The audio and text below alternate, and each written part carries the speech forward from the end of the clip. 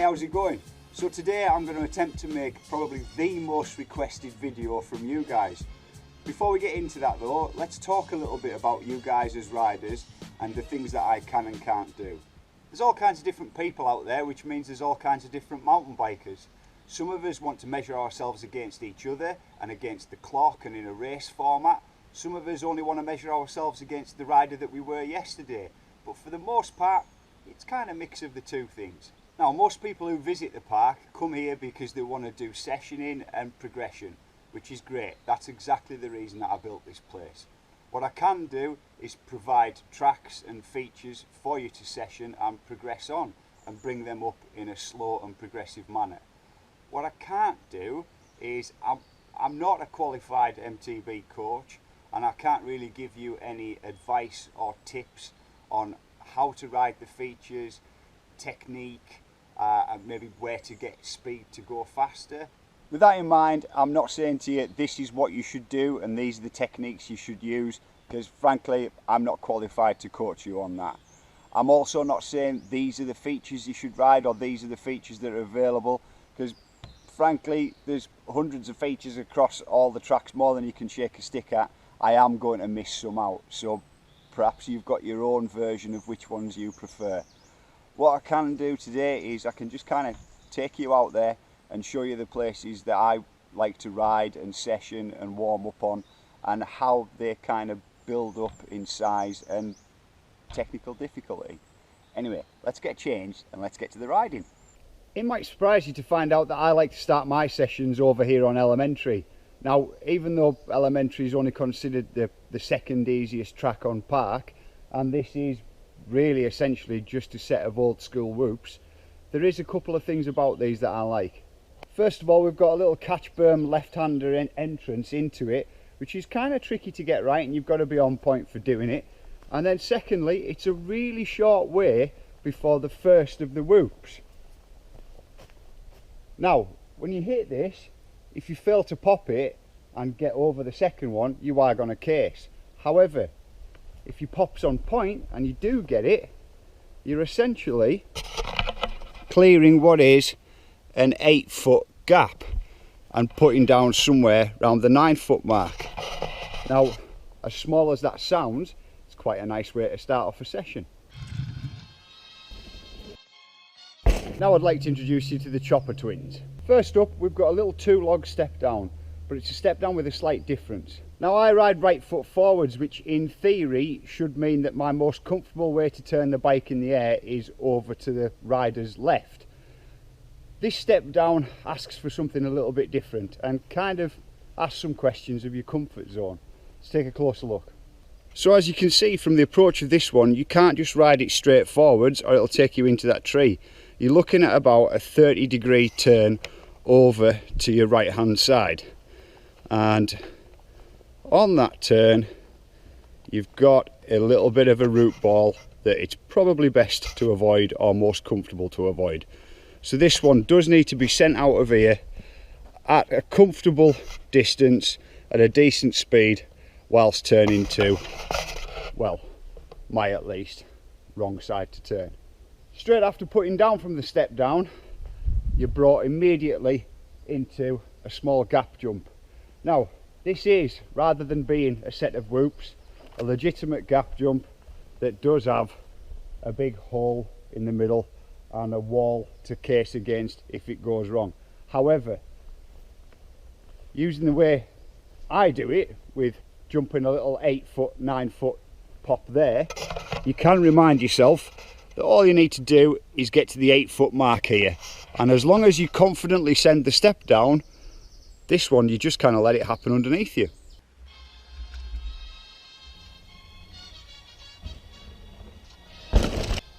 This is the gap at the top of Gasoline Alley. Now at 8 foot, it's, oh sorry, 9 feet, it's not actually the biggest gap that we have on park. And it does slightly turn to the left, which for me as a right foot forward rider should mean that it's slightly easier, but I have heard people argue that this might be one of the most technical features on park. The reason for that is, as soon as you put down after the gap, you head into a series of 5 high-speed berms straight after each other. They're literally kind of, you put down in here somewhere and then you were immediately into 5 of these berms, one after another, that kind of scoots you through. There's not a lot of time to kind of put down, set yourself, get ready for berms. They just kind of happen straight away. So yeah, there could be an argument made on the technical factor. However, it is a nice one to jump.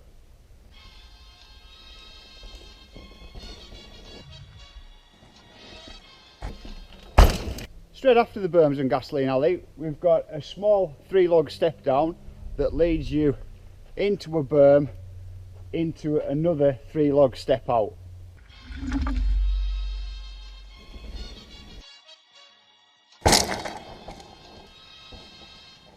I'm over here on a track called GAP with the rather imaginatively titled feature The Gap. Now, although this one it's kind of up in the ante ever so slightly, being wrong side, at being 12 foot to the kind of safe zone for putting down out of it.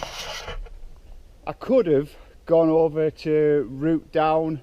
There's a couple of places on route down. We've kind of done 8, 9, 10 foot gaps.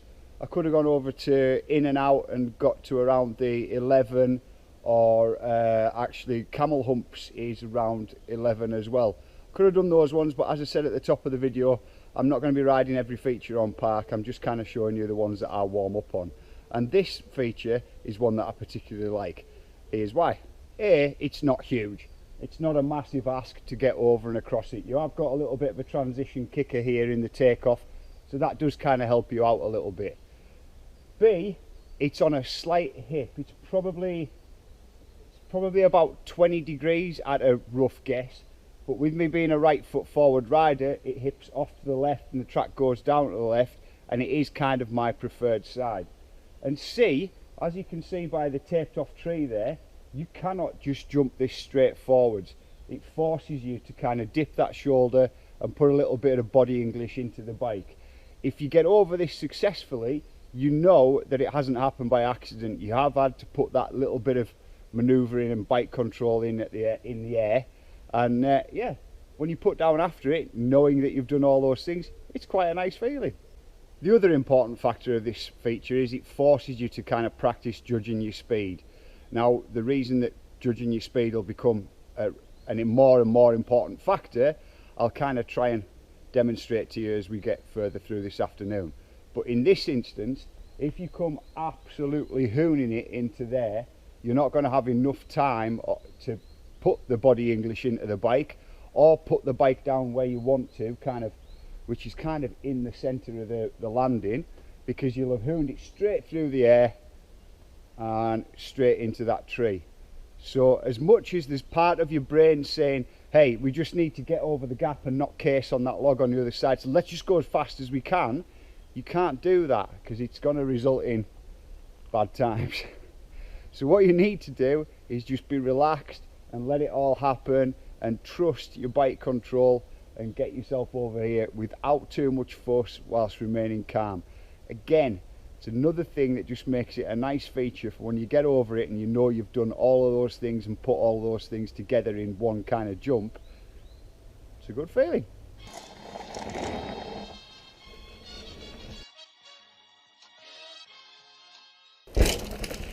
Earlier we talked about step downs.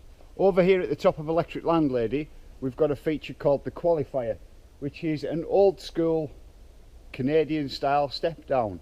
Now, although this one only sends you, or only asks you, to get out at about 8 feet, it is a few feet down, and it is coming off a kind of a ladder drop, so to speak. It's a bit unusual, and it's not something that you'd see in the UK all that often. It is kind of asking you to have faith and ride off of the end of here. Now, much other than kind of using what you've learnt about step downs on the rest of the park, and just appreciating that this one is going to have you hanging in the air for a little bit longer, kind of a fraction of a second, there's not too much to it. it is a bit of a case of get confident on the ones over there, which aren't particularly much taller than it, and just transfer that confidence onto here.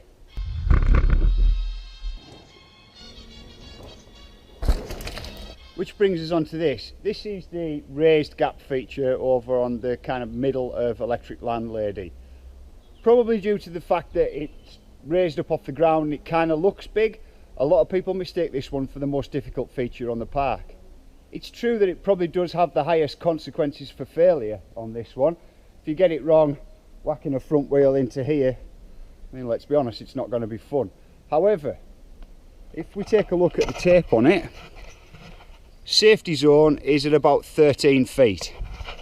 Well, you've already been we've been clearing 12s, probably 13s from where your put down zone is, over on GAP there. This one's only 1 foot further. It's basically the same except it's elevated in the air. The only kind of difference is you've got this old school BMX box jump style landing. Now the reason for that is because it's going to be a difficult one for people to gauge the speed on, and ultimately I don't want big chin slappers on stems and stuff. So this type of landing, although it looks kind of steep, it does put you down gently. Anyway, let's give it a bash.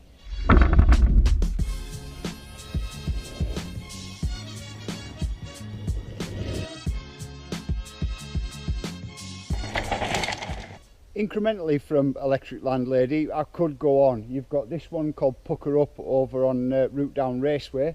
Although it's a rollable gap, you can send it and gap it over, and you put down here is at about the 14-foot mark.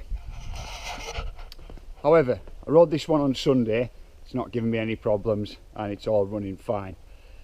Time's a little bit short, and there's one just down the way that it is giving us problems still. As I've gotten older, not only have I gained a few more grey hairs in my beard, but I've found that the things that kind of spark my interest and stoke my fire in mountain biking have changed a little bit. It used to be kind of all about hooking my mate over the biggest thing possible and celebrating from there on in. And now, as you might have seen, I tend to I gravitate towards the kind of technical aspects of things, I suppose you would say. Yeah, kind of. If there's kind of 5 things that you need to think about all at once in order to get over a feature and manoeuvre yourself through a section, and then I manage to pull it off, that's what stokes me now. In saying that, this is the log raft on Route Down Raceway. I've had a bit of a battle with this one.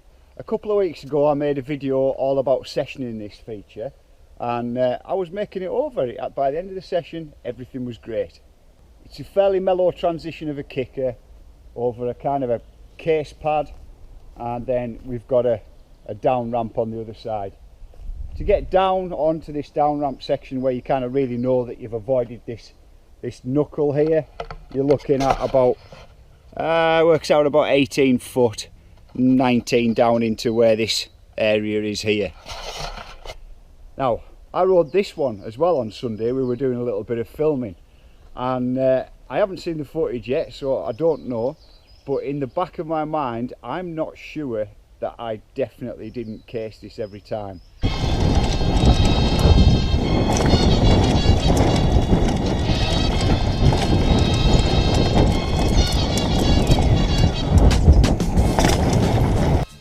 That being said, I must still have an ongoing battle with this. If I can't be absolutely positive that I did it every single time, then my progression session lies with this. I've already made one video about it. Maybe it's time for the log raft and bend part 2. However, that's going to have to be a video for another day. It's Wednesday night, it's 4:15. That means I've got 45 minutes to get ready for the first evening session of the 2019 summer season. Like I said at the top of this video, we're all different people. That means there's lots of different types of riders out there. I started today on a set of whoops that you could double over to 8 feet and kind of moved up incrementally from there. We're going to have to leave the 18-19 footer for another time. But maybe that's not what you prefer to do here. Maybe you like to go on to elementary and use one of the single log step downs and start from there and build your way up that way. Maybe where I stopped isn't where you would normally stop. Maybe you're looking to get into something like suicide no-handers, and your progression session is to get one hand off and then maybe get two hands off. I don't know. As I say, we're all different. But if you've got a different idea to me about how to use the park and how to use the different features on the park, bring your camera up here, get a video made, tag us in and let me see your thoughts on it. I'd love to hear your thoughts on progression sessions and see your videos too. Anyway, got to crack on because we've got to get ready to be open. I'll catch up with you guys shortly.